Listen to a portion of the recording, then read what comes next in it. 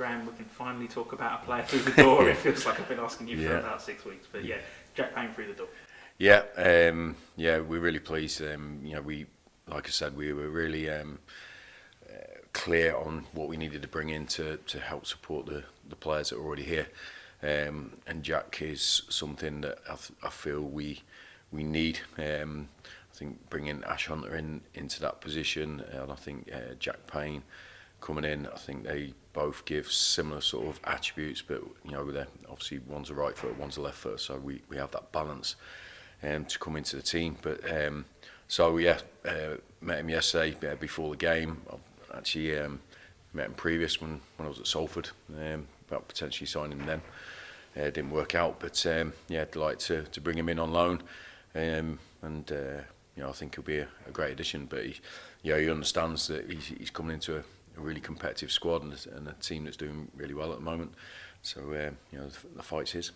I mean, we know that you like a fit squad and a squad that's full of running. How's he sort of faring up? Is he ready to go? Well, yeah. Look, he's gonna train today.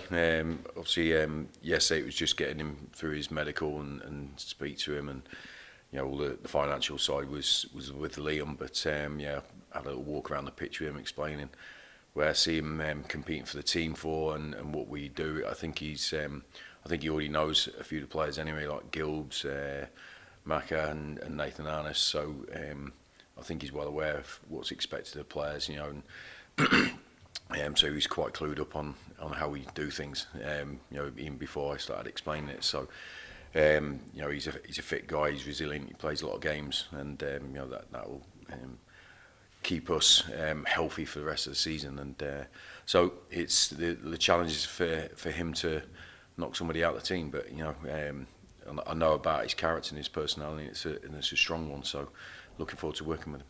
And you mentioned he's a little bit like Ash Hunter, but you provided an awful lot of goal contributions over the last year at Charlton, and it feels like that's something that your side's potentially lacked in the first part of the season. Do you?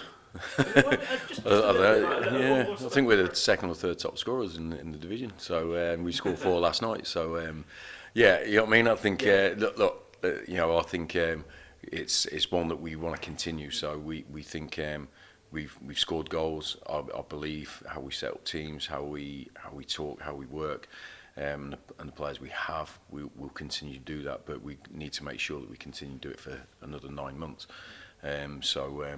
I think we need those players, and not talking about Jackie in particular, but we need a group of players where if we make subs on 65, 70 minutes, then the performance improves with physical output, with technical ability, with different tactical elements that happen in games, because you don't know what that game's going to look like at that time. But what we need is an armoury behind us to be able to go right, bang, bang, bang, and we get that improvement in the performance. So for me, Jack, Ash, and a couple of other boys give us that sort of that link between the midfield and the forward line. But they're creators. They've got a record of scoring goals at a high level as well. Like I say, we're delighted. I want to have tough decisions to make every week if I can. I'm not one for an easy life. I want people knocking on the door, and I thought we got that from players last night, which was great. And that's when we know we've got a healthy squad, and we want a healthy squad. That's what I meant, the sort of link between the two more so. No. Listen, okay. So I misread the question, but there's a process, there's elements into building up to score goals. So obviously you got the finishers, but you need those creative ones, the ones who do the hard work before it. So here's we know the links that we need to get to that final product or the end product. Jack certainly comes into that equation. The inevitable question of what next? It's going to be a busy couple of days, I imagine. I hope so. Yeah. Or a busy day. And it's done. I wouldn't like to go into Friday with us playing on Saturday, but if that's the case, then that's the case. So it's pretty much where we were last week with any other players that we're potentially bringing in. There's no significant movement forward or backwards. We're just in the fight, going around the ring, throwing a few punches and trying to knock one down. That's it. It's so look, first of all, we're delighted to bring Jack in, but we did target 2 or 3 positions that we need to improve our competition, and we're still on the hunt for those 2 guys, and if we can bring them in by Saturday, then I know that we'll have a strong squad for the foreseeable future, with a bit of everything in there. So let's fingers crossed we land on it. Let's talk briefly then about the game on Tuesday night. Some decent performances out there. Obviously, a solid 4-1 win, and performances from players who haven't really been given game time as yet. That must be pleasing for you, because all of a sudden you're now looking behind and thinking, okay, so you've got potentially more backup than maybe you thought. Yeah, it's a fact of life where you could have a 20-man squad, you can have a 40-man squad, you can still only pick 11 to start games, and then the 7 on the bench. It's one of those where we're constantly assessing the starting team, the subs, the ones who are just on the outside and periphery, through their training, through their behaviour, through their teamwork, team ethic, everything. So we're in the box seat, really, the best seat in the house to judge who's ready to play any game of football and at any particular time, because there's a lot of stuff that goes into picking a team, picking a squad, and we go from day one of pre-season. But for me, this competition especially, I found it a brilliant competition for me as a manager to give playing time to players who deserve it. It's not just so there have been players miss out. Even last night, we can't play everybody, but it's important that we keep the standards high of what it takes to play for our team, regardless of the competition.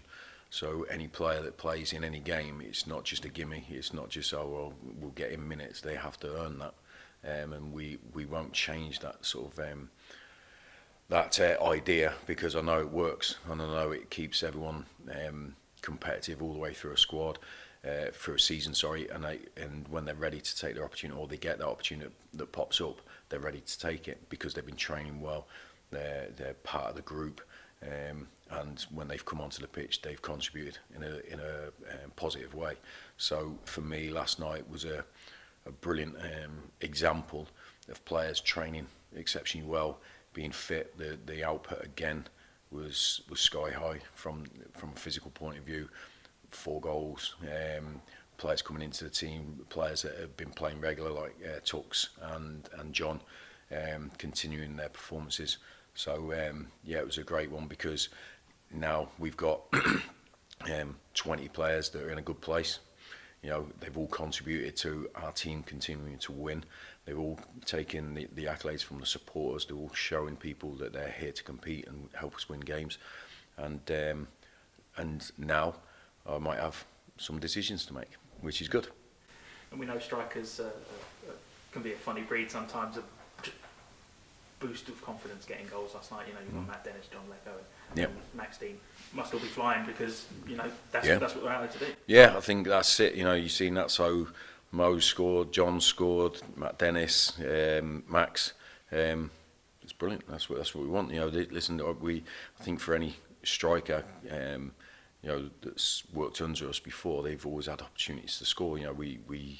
We build our play around the lads who can help you win games, and but we need more than 2 or more than 3. You need to have that, and this is what I'm talking about.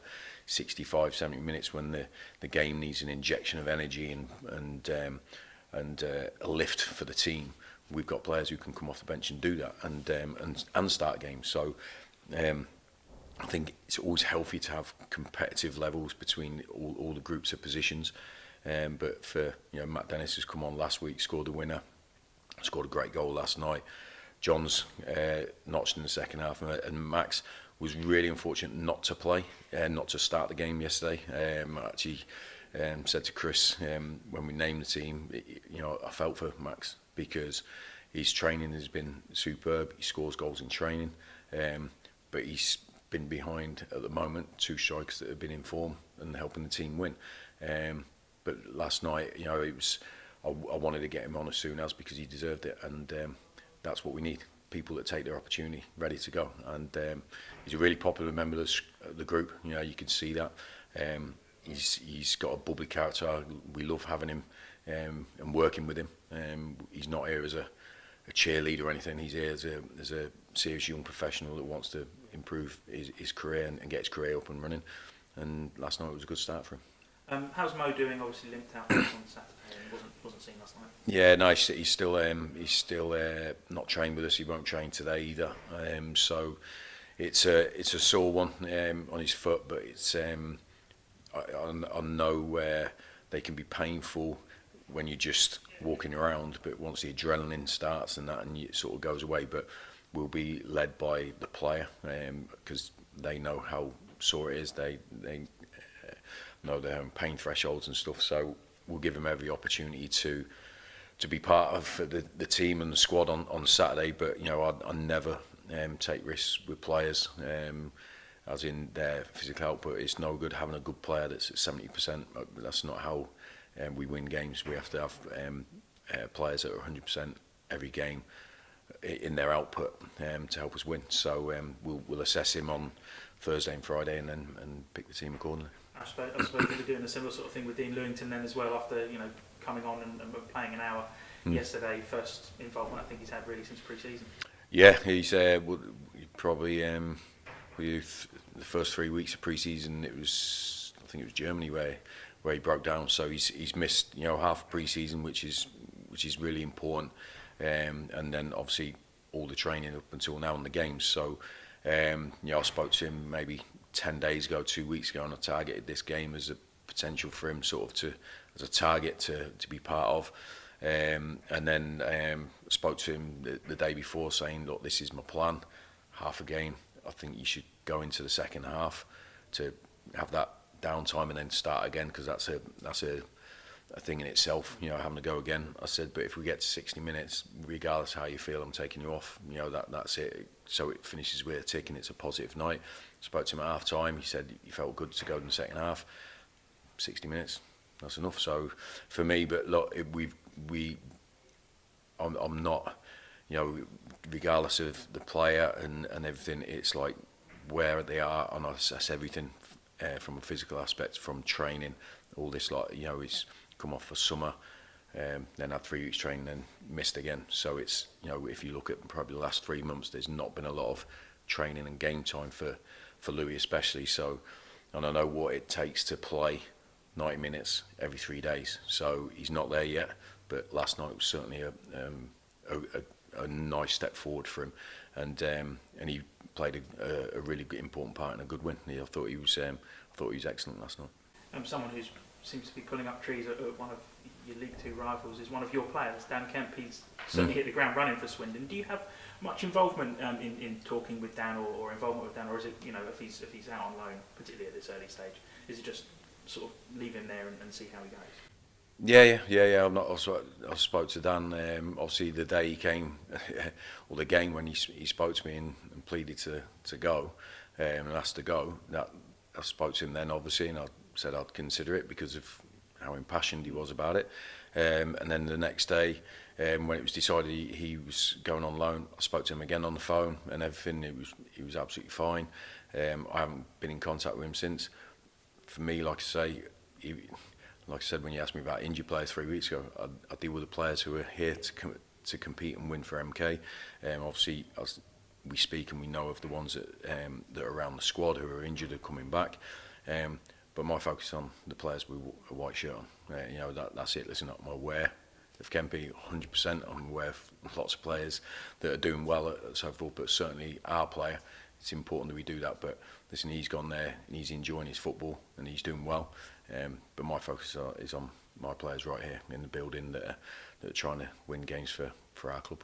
And they'll be wanting to do that on Saturday against Crewe, a team that's had a pretty solid start with a win and 3 draws and a defeat. Yep. It's, you know, going to be another tough challenge. Yeah, look, it's too early to look into Leaf. It's too early. There's teams that start really well and fade away. There's teams that struggle at start and come good, and it's about the end of the season. We don't like I say, we have to set our standards. So we look at what we've done well in the previous few games, but we're also well aware of where we need to improve, and that will be ongoing. And going into a game, honestly, if you were part of our pre-match analysis, I'll never talk about a team's league position or even their previous results. I'll talk about their strengths and weaknesses, and everyone's got them, and how we can win a game of football. We talk about us a lot, so we'll expect a tough game every single week. That last night was a tough game. We win 4-1, and it looks like in his game it wasn't. We had to earn that right to win over. Well, I was going to say 90-minute period. It's never that anymore, is it? It's 100. So score lines can be deceiving sometimes. I think every single game is on an edge all the way through, and you've got to take those moments that make it go in your favour. But we know of Crewe's strengths and their attributes, but I'm sure they're aware of ours as well. Just one other question, right? In terms of logistics, how you work with the team. Yeah. When you tell them that they're starting 11, how does that lead up to a match day? Just give us a bit of an insight into that. Well, I like to do it the day before.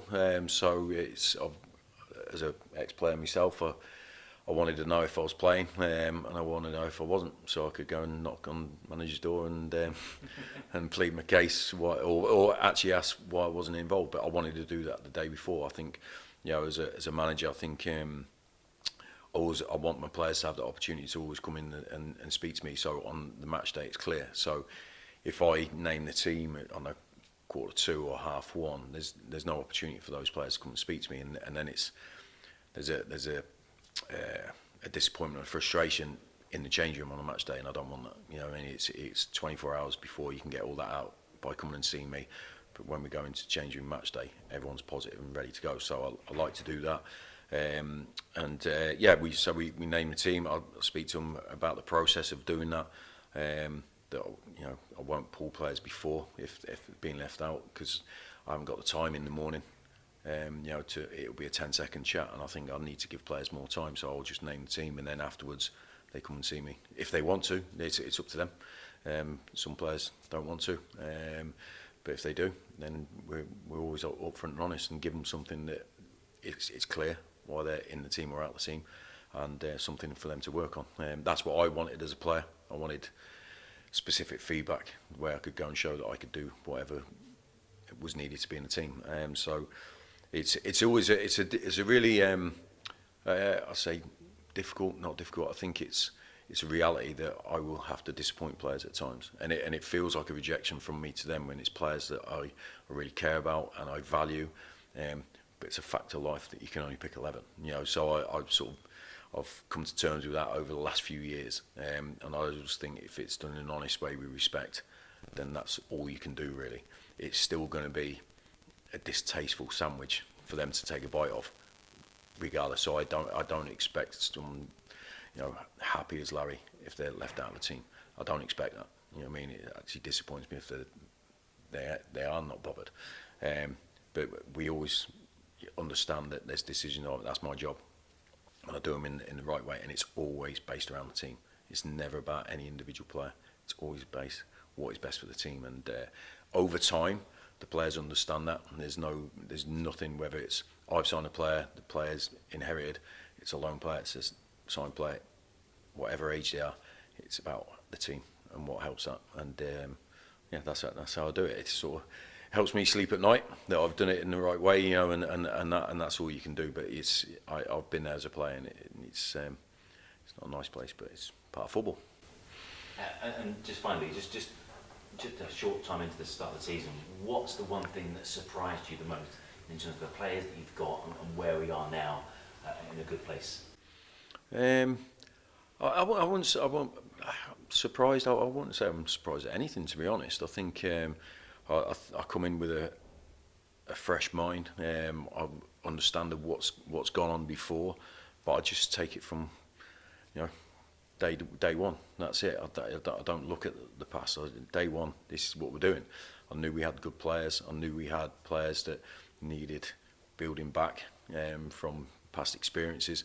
And I knew that was a process that we have to go through. We went through it in pre-season without getting results that potentially we wanted, but I saw little improvements of spells in games, but getting longer and longer, and the messages going in. I think the first day of the season was a great boost of confidence for everybody, without a shadow of a doubt. You know, with the performance, the result, and who it was against, and it's sort of built from there. But there'll be knockbacks along the way. We understand that. There'll be a punch on the nose along the way. We just got to make sure that we're ready to fight the next day. That for me is what a true team is, a true mindset of a group of players. And we've had that. Got beat at Crawley, gone on and won the next 3 games. That shows me that the players are building that brotherhood, that belief. I looked at the characters and the personalities that we have here, and I felt that was possible. So it hasn't surprised me, but I've been really delighted with it, to be honest.